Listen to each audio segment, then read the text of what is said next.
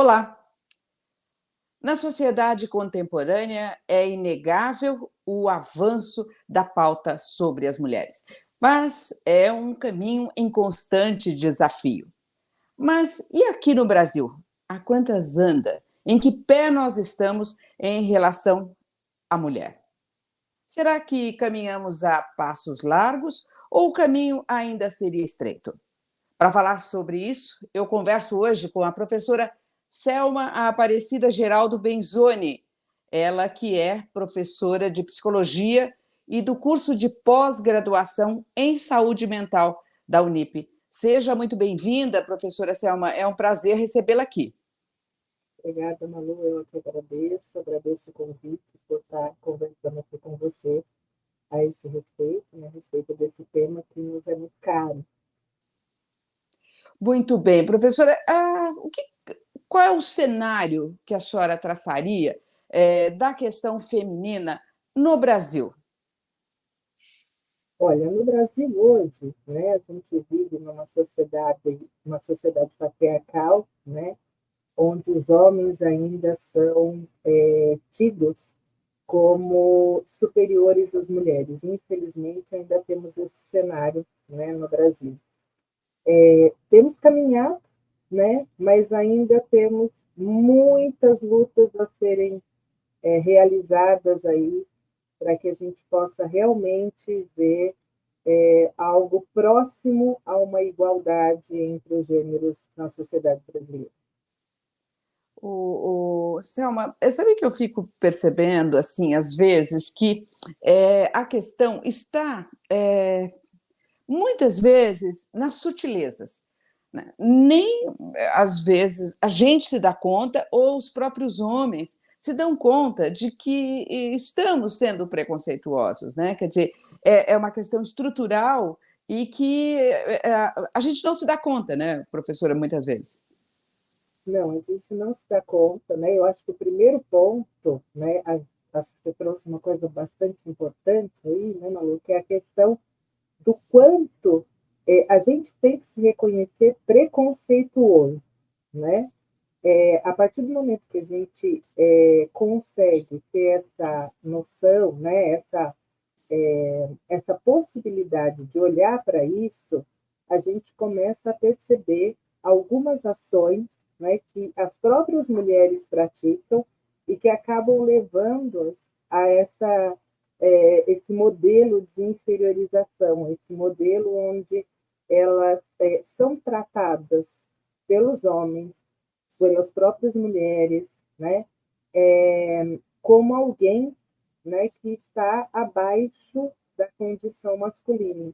Né? E isso é alguma coisa que vem acontecendo ao longo da história, né? Exatamente porque as mulheres elas acabam ocupando espaços, né? Elas foram sendo levadas a ocuparem espaços mais no sentido privado do que no público, né? E que fez com que o trabalho que ela executa, muitas vezes, ele é invisibilizado. Né? Você não consegue ver o trabalho feminino sendo valorizado. Tá? Então, em muitos momentos, a gente tem esse cenário, né, de ver a mulher como alguém que cumpre as suas tarefas, mas que não é valorizada, às vezes, pelas tarefas as quais ela faz. Né? Tem um aumento de mulheres aí no mercado de trabalho, nas profissões, né, na atuação profissional em si, mas mesmo com esse aumento, ela sempre tem um paralelo entre aquilo que é valorizado pelo trabalho profissional das mulheres e aquele trabalho que ela ainda carrega do cuidado dos filhos, do cuidado da família, que não é visto como um trabalho, né? É visto como uma obrigação, um dom, um instinto, né? Então a gente percebe esse caminho ainda, né? Selma, você sabe que eu fiquei pensando assim, quando chegou essa pauta para mim, eu fiquei pensando, né, que assim, eu lembrei do meu pai, né, assim, fala com a sua mãe, né, quer dizer, Então, a impressão que me dava, assim, que minha mãe era a figura mais importante. Ela é mais importante, eu tinha que agradar mais a minha mãe do que meu pai, porque meu pai sempre mandava falar com ela. E eu, assim, cresci com essa crença que a minha mãe era a grande protagonista da casa. Uhum. Mas depois de um certo tempo, a maturidade me veio assim algo. Será que era isso mesmo? Será que era esse protagonismo? Ou ele estava, sabe, jogando mais um trabalho para ela, ô Selma? Uhum. Eu acredito que é aquela ideia, né, Malu, de que as mulheres têm que ser responsáveis pelos cuidados dos filhos, né? É ela quem aparentemente, né, faz com que se defina o que é feito em casa. A gente ouve muita coisa, né? Lá em casa quem manda é a mulher, né? Isso é corriqueiro, né? No dia a dia a gente ouve isso. Mas a palavra final é dela, né? Aquelas falas de senso comum. Mas o que a gente percebe, na verdade, é como se, com isso, né, a mulher pudesse tomar conta da casa, mas ela não pudesse tomar conta do social, daquilo que é mais amplo, daquilo que é visibilizado, daquilo que é valorizado enquanto sociedade, entende? Então, o valor dela, muitas vezes, fica naquilo que é interno. E aí tem-se esse discurso, né? É ela quem manda lá em casa, né? Lá naquele espaço privado, naquele espaço menor, no espaço público, no espaço mais amplo, quem acaba tendo o comando, né? Acaba sendo uma sociedade masculina. E a gente tem visto isso, né, de uma forma triste, até nessas últimas vezes aí, com uma visão mais fundamentalista, né, nesse lugar de colocar as mulheres num sentido de inferioridade mesmo, né, como se elas não pudessem trazer algumas discussões e serem capazes, né, de agir. O que a gente percebe, por exemplo, nas empresas hoje, você tem mulheres no comando, né? Mas você sabe qual é o percentual de mulheres CEO em empresas? Hum, Agora não dado? 15%, é, né? é. Então, assim, se a gente pensar, estamos ocupando espaços? Sim, né? Temos capacidade cognitiva, comportamental, afetiva, estratégica para ocupar esses espaços? Sim, mas o quanto isso é possível dentro do lugar onde se coloca, né? Do lugar onde se pensa aí. Eu acho que tem muito a ver com aquilo que se quer da mulher. E a partir do momento que ela ocupa esses outros espaços, vem a pergunta: quem ocupa o espaço do cuidado com os filhos, por exemplo? É, é. Tem muitas perguntas para se fazer, né, professora? E eu fico assim, eu tenho sempre exemplos, né? Eu não, eu sempre fico atenta a essa questão, né? Sobretudo quando diz respeito à injustiça com a mulher mesmo, né? Então, queira ou não, é inerente, é que nem proteger um filho, né? Você é mãe, é inegável que você vai proteger a vida de uma criança, porque você dá a vida, né? Então, assim, às vezes eu me pergunto, enquanto você falava, eu lembrei de duas situações, aí falando do mercado corporativo, né? Por exemplo, tive uma pessoa, isso, ela é uma figura pública, obviamente, e eu não vou poder revelar o nome dela, mas ela, para negociar, ela trabalhava na área social, e toda vez que ela ia ter que pedir ajuda para uma causa social, uma campanha e tudo mais, ela falou assim: eu vou com o meu amigo X, entendeu? Porque esse amigo era um homem, e aí, para negociar, ela falava, é mais fácil, eu me sinto mais segura. Quer dizer, sabe, hoje ela já vai sozinha, mas o começo não foi assim. E eu estou falando de anos 90, 2000, sabe? Hoje, assim, avançou, mas, assim, a duras penas, né? Ela precisou desse apoio masculino para poder se colocar, né? Assim, nesse sentido, com esse exemplo, professor, eu quero saber assim, o quanto que a gente caminhou. Estamos avançando mesmo ou esse é um caso isolado? Eu penso que a gente está avançando a passos muito mais lentos do que o desejável, né? Sabe? A gente caminhou, a gente teve conquistas, eu acho que até mesmo esses 15% que são é um percentual muito baixo, se a gente for pensar, ele é alto, né? Porque nos anos 90 a gente não tinha muito menos que isso, e a gente tinha aí a ideia, né, de quando uma mulher, por exemplo, ocupava um lugar de destaque numa empresa, numa corporação, né, ela era muitas vezes dita assim: essa mulher é boa porque ela administra igual homem, né? Então, você ouvia isso de várias pessoas, né? Hoje, a gente já ouve uma fala um pouco diferente para alguns, que é, olha, essa mulher administra diferente, ela tem um jeito diferente de olhar para algumas questões que alguns homens não têm. E isso tem sido valorizado nesse mundo corporativo e mostra aí estratégias de atuação administrativa, né? Então, a gente tem evoluído, mas ainda de uma forma lenta, né? Essa semana eu fui banca de uma dissertação que fala sobre a violência contra a mulher na universidade, por exemplo, né? Que é um lugar que a gente acha que não que estaria muito mais avançado, por exemplo. E a gente vê o quanto ainda, né, a mulher, mesmo nesse ambiente, ela acaba sendo desrespeitada, né? A fala dela é cortada, ela não pode dizer tudo o que ela pensa. A atuação de alguns homens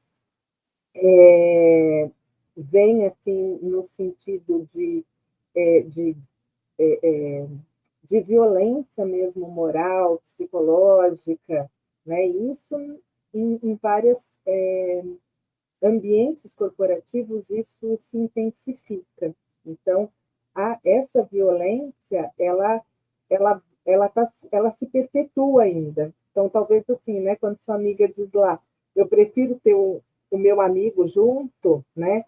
Como se ele fosse alguém que validasse aquela fala dela e que impedisse, né, essas agressões, porque as agressões hoje que a gente tem, de uma forma geral, elas se iniciam com uma agressão muito sutil, né, com uma violência que é a violência moral e psicológica. Ninguém chega com uma violência física, né? Mas muitas vezes essa violência moral e psicológica vai se tornando cada vez mais intensa. Isso na sociedade de uma forma geral, né? E não e a empresa, o mundo corporativo, ele é uma parte desse cenário, né? Então ele aparece ali também nesse formato de violência, né? E não deixar, por exemplo, quando você estava dizendo, né? A mãe vai lá defender o filho, né? Acho que a gente faz isso sim, né? Enquanto mãe. Mas será que é só mãe, né? Será que, de repente, o pai também não vai defender o filho? Só que está tão arraigado na gente, que é como se a gente tivesse que defender, e que ninguém pudesse defender melhor o meu filho do que eu mesma, entende? A gente também vai se colocando nesse lugar de, de, de não querer sair dali, né? Ninguém pode ser melhor para ele do que eu. E quando a gente se coloca assim, como é que a gente divide o cuidado, por exemplo? É. Se a gente acha que a gente é aquela que melhor pode fazer isso. É aquilo que você falou. Será que é só homem? Né? Não, não é só homem. E eu falo que a gente vai se colocando em ciladas, né? Parecem ciladas que a gente vai se pondo ao mesmo tempo que a gente quer alguns avanços, a gente não quer perder algumas coisas, alguns lugares. Né? Então, eu acho que isso é importante a gente pensar. Né? o quanto a gente mesmo se, em alguns momentos, então, acaba sendo preconceituoso, acaba sendo violento com a gente mesmo. É verdade. O doutora Selma, né? Quer dizer, a luz, a luz da saúde mental, né? Que é a tua área, e a luz da psicologia, né? Pegando aí essas duas áreas, né, professora? Assim, agora é uma curiosidade muito grande minha mesmo, quando eu vejo essa questão da violência com as mulheres, desse sutil que vem, né, no preconceito das mulheres, dos homens, assim, o que está à luz da psicologia, ou o que é que está na raiz, no DNA desse relegar das mulheres, professor? O que tem por trás de tudo isso? Eu acho que o que tem por trás é uma construção social, né, que foi cada vez mais, a gente não, cada vez mais é, se intensificando, né, e deixando a mulher nesse espaço, né? Nós não temos instinto, entende? Não é aquela coisa do... Lá em 1985, já o autor falava do mito do amor materno, né? Então, toda mulher tem um amor materno, toda mulher tem um desejo de ser mãe e vai se habilitar para isso. Isso são mitos, né? Mitos que perduram e Uhum. que fazem com que a gente... Então, não é uma questão orgânica, vamos pensar assim, né? Hereditária aí, mas é uma questão que vem a partir das demandas que a sociedade colocou na gente. A gente se sente muito culpado, eu falo a gente porque, né, nessa condição, eu acho que todo mundo, todas as mulheres acabam, que são mães, acabam se colocando, se culpando, né?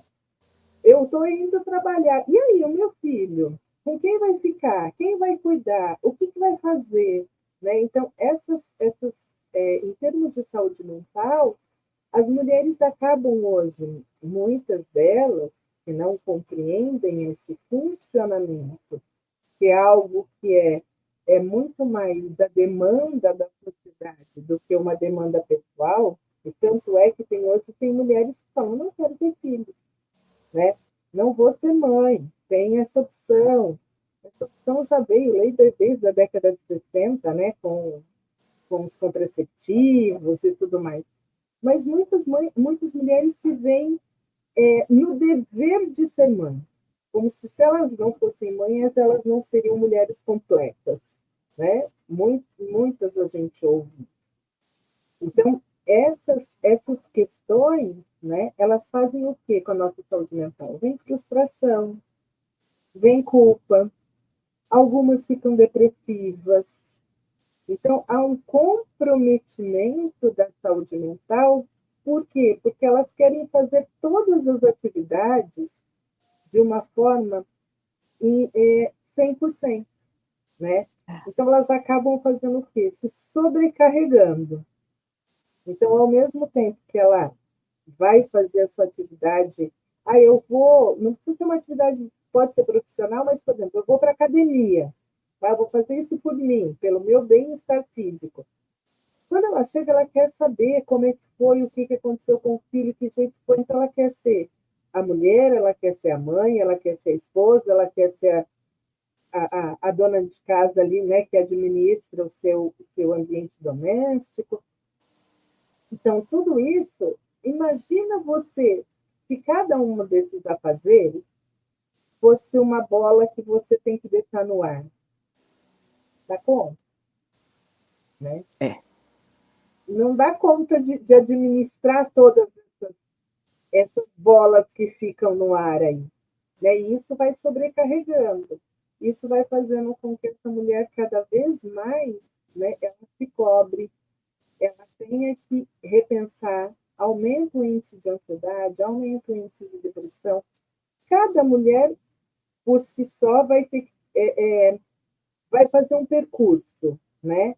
mas a grande maioria das mulheres acabam adoecendo de alguma maneira por conta dessa tentativa de cesta múltipla, né? Dentro das condições de cada uma. Né? Do mesmo jeito que a gente está falando de algumas mulheres que são, talvez, de uma classe, tem uma condição melhor, né? Mas a gente pode pensar numa mulher, imagina aí uma mulher, às vezes de periferia, às vezes negra, que deixa os seus filhos lá, que vão cuidar dos filhos de outras pessoas, vão cuidar de algumas casas. Aquelas mulheres hoje, né? Hoje a gente ouve muito, Malu, uma coisa que me preocupa é aquela coisa assim, venha ser empreendedora, porque daí você consegue lidar com as suas tarefas profissionais, administrativas, né? E, ao mesmo tempo, cuidar de ficar perto do seu filho. Quantas propagandas, né? Quanto marketing a gente viu sobre isso já, né? Já ouviu isso. E aí a gente fala, o que eles estão fazendo com essa mulher? Né? Será que ela realmente tem esse lugar tão empreendedor? Ou ela fica aí no mercado informal, né?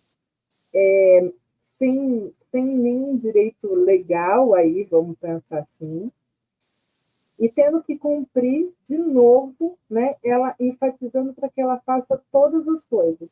Ela contribua financeiramente na casa, ou ela pode ser até uma mãe solo, né? Que vai ter que demandar e que tem essa responsabilidade financeira, né? E junto com isso, ela também tem os outros afazeres, as outras questões que ela vai ter que lidar, entende? Então, até que ponto realmente é uma escolha ou até que ponto o social, de novo, está fazendo com que essa mulher fique nesse contexto. Que bom que ela é empreendedora, mas até que ponto realmente nessa visão, né? Não que não seja bom ser empreendedor ou não, mas nesse lugar, né? Que lugar é esse? Entende? Professora, assim, é muito, assim, a gente vai ligando os pontos porque está no nosso dia a dia, né? Eu Sim. estava vendo uma postagem outro dia nas redes sociais daquela jornalista Ana Paula Padrão, e ela Uhum. não teve filhos. E ela diz, eu ouvi pela primeira vez, assim, me chamou a atenção. Ela disse assim, não ter filhos na época dela não era uma opção. Ela precisava, assim, primeiro enfrentar sozinha o que era esse dizer não. Ah, não, não, ela falou que ela não tinha isso como alternativa. Né? Então aí eu Uhum. comecei a pensar, falei, puxa vida, e nós estamos falando de pouco tempo atrás, mas assim, era assim, tinha que ter filhos, o que não quer dizer que a maternidade não seja fabulosa, fantástica na vida da gente, mas não ter essa opção, né? E do homem isso nunca foi cobrado. Ah, ele não tem filho, né? Quer dizer, então assim é algo muito difícil, né, professora? De novo, né? Ela está numa outra camada, né? E a camada que nem sempre vem à tona, né? Sim. Então, essas escolhas, né, que a gente assume, né, que ela assumiu, né, ela assumiu uma escolha aí de não ter filhos. E algumas vezes é cobrado dessa mulher que não tem filhos o cuidado com o outro. Então, por exemplo, era comum há um tempo atrás aquela filha que não se casou, em especial nas famílias italianas, que cuidassem dos pais idosos, né? Nas famílias assim, brasileiras, né? Descendentes de italianos. Então, tinha assim, uma pré-definição quase. Então, assim, de alguma maneira, aquela mulher ia ser uma cuidadora, né? Seja dos filhos, seja do marido, seja da casa, seja dos pais, né? E essa escolha realmente pela maternidade é uma coisa muito recente. E ainda hoje, quando você vê algumas mulheres que dizem assim, eu não vou ter filho agora, eu vou deixar para mais para frente, porque eu estou num momento que não tem espaço para um ser na minha vida. Né? É uma decisão muito difícil. Pegando esse gancho, assim, não tem mais espaço, e aí eu queria pegar a tua fala anterior, assim, quer dizer, quando a mulher traz para perto dela todas essas atividades, o que à luz, né, da psicologia, o que ela tá fazendo? Ela quer ter o controle da situação, tudo está sob a égide de uma mulher, ou ela faz isso porque ela protege o homem? Eu acho que ela está mais no sentido de. Eu não sei se ela protege o homem, sabe? Mas é uma coisa que parece que ela faz sem pensar muito. É como se aquilo fosse assim: esse é o meu lugar, né? Não é uma proteção, né? Às vezes a gente olha para essa coisa, né? Ah, parece que ela quer proteger. Vem muito a questão de que quem traz o dinheiro para casa, quem é o provedor da casa, aquela história antiga, né? É o homem. Na verdade, hoje, não é o homem só, né? Só que ainda temos em muitas famílias brasileiras aquela coisa assim: ah, ele está cansado porque ele trabalhou. Você trabalhou, você foi, você voltou, você organizou, você foi ao mercado, você fez, né? Então, esse lugar ainda não é muito é, reconhecido por muitos, vamos pensar assim, né? Que a gente também não pode ir para o outro lado de que não tem homem nenhum atento a isso, entende, Malu? Eu acho que a gente tem algumas pessoas, né, já compreendendo que é uma relação humana, em que as duas pontas são importantes. Quando a gente fala das lutas dos movimentos feministas, as lutas das mulheres para compreender, e até assim, para ter, por exemplo, esse espaço que a gente está tendo aqui de conversar sobre isso, né? É uma luta. Alguns anos atrás, algumas décadas atrás, nem se pensava a respeito disso, entende? Então, eu acho que são coisas que as mulheres têm conquistado, mas que é preciso aí, né, com todo esse patamar, que a compreensão de que nós somos companheiros, de que nós somos seres humanos, né, com as suas diferenças anatômicas, funcionais, etc. Porém, nós temos que pensar isso como alguém, pessoas que vão trabalhar em parceria. Eu acho que esse é o principal ponto. O homem vem aí como um parceiro e a mulher vem aí como uma parceira, independente se é homem ou se é mulher, entende? Essa parceria eu acho que ela é essencial. É aí que eu acho que a gente vai conseguir, né? Se a gente conseguir o respeito e a parceria, a gente vai conseguir essa equidade, né, entre homens e mulheres. Professora, às vezes até um pouco tempo atrás, quando se falava dessa, né, só para pegar uma ponta aí nisso que você estava falando, quer dizer, tinha um preconceito assim, mas ela é feminista, sabe? Tinha um preconceito, e assim, eu acho que a gente tem que ter toda honra a essas mulheres que que saíram na frente, né? Então, por vezes, a gente olhava e tinha preconceito, não, é uma feminista, não liga, ela é feminista e tal. Como assim? Né? Quer dizer, então, assim, hoje a gente consegue até falar disso com delicadeza e falar e tal, mas assim, esse caminho foi árduo também para as mulheres, né? Assim, esse caminhar, esses passos, né? A gente falava na abertura dessa questão dos passos, né? Um passo maior, um passo menor, estreito ou largo e tudo mais.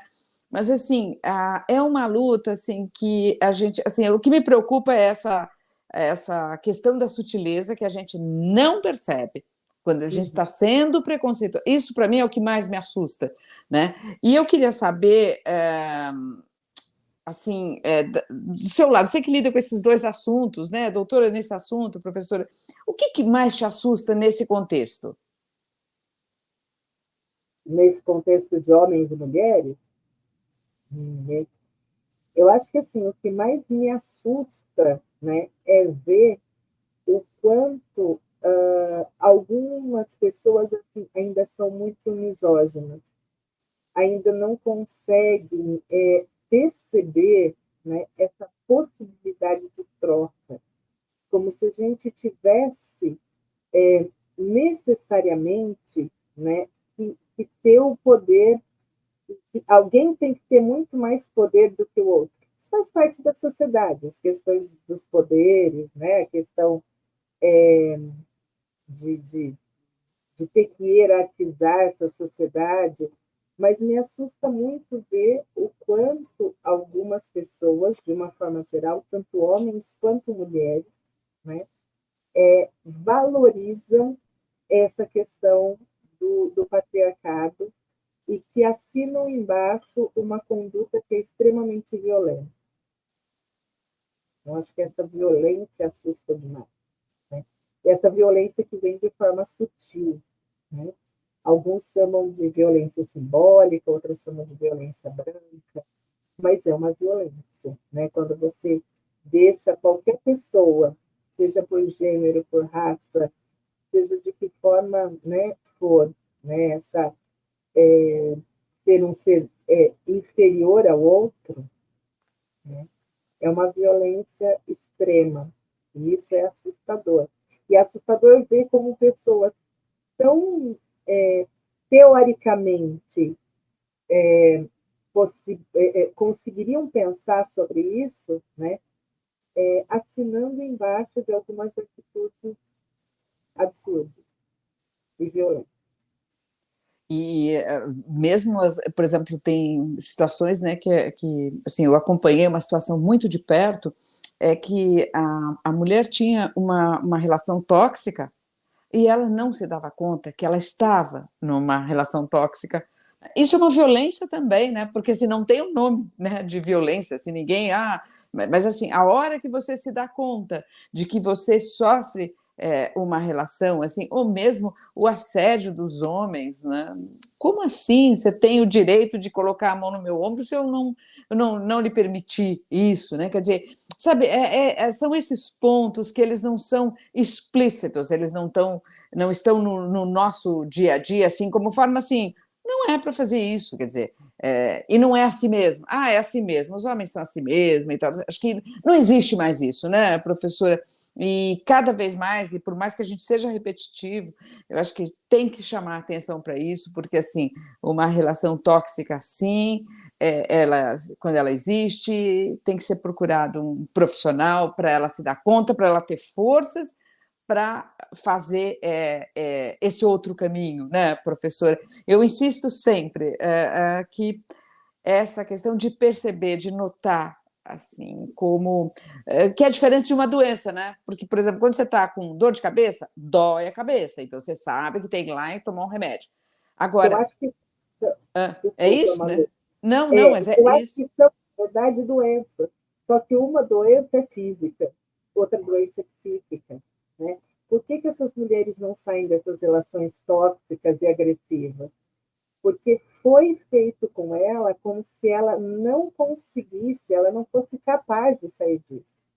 Já teve uma violência anterior, né? E pode ter sido desse próprio homem, dessa relação tóxica, ou até uma relação tóxica entre mulheres, né? Não necessariamente tenha que ser de um homem para uma mulher, é o mais comum, tá? Mas nessa relação tóxica, ela já começou com pequenos detalhes, com aquilo que você chamou de sutileza, né? Não, desse jeito não, vamos fazer de outro jeito que é mais gostoso, e vai minando, né, as capacidades dos recursos. É verdade. Olha, professora, tem camadas aí que a gente precisava mexer. Isso aqui foi só um aquecimento. Nós precisamos falar mais sobre isso. Eu acho que a Unip, né, a Universidade Paulista, nesse papel que ela exerce de educadora, e eu falo aqui em nome da nossa reitora, a Sandra Miessa de Gênio, ela tem uma preocupação muito grande com esse assunto, com esse tema, né, que as mulheres ocupem os lugares que elas merecem, esse lugar que nem sempre é o que está posto ali, e que a vida pode ser um pouco diferente, né, professora? Então, quero agradecer muito a sua partilha aqui, se a senhora quiser fazer uma fala final, e te convidar para uma próxima conversa, porque a gente ainda precisa falar muito disso. Eu agradeço, Malu, agradeço o convite, agradeço a todos aí no MIP, né? Eu acho que essa preocupação realmente ela tem que acontecer e vejo cada vez mais na universidade, eu estou na universidade há vários anos, né? E vejo isso se transformando aí, né? Isso se modificando, o perfil e tudo mais. E a gente precisa ampliar isso para a sociedade, com certeza, né? Então, que homens e mulheres aí possam olhar para essa relação de uma forma mais horizontal do que de uma forma vertical, né? E eu agradeço imensamente a oportunidade, estou aqui à disposição.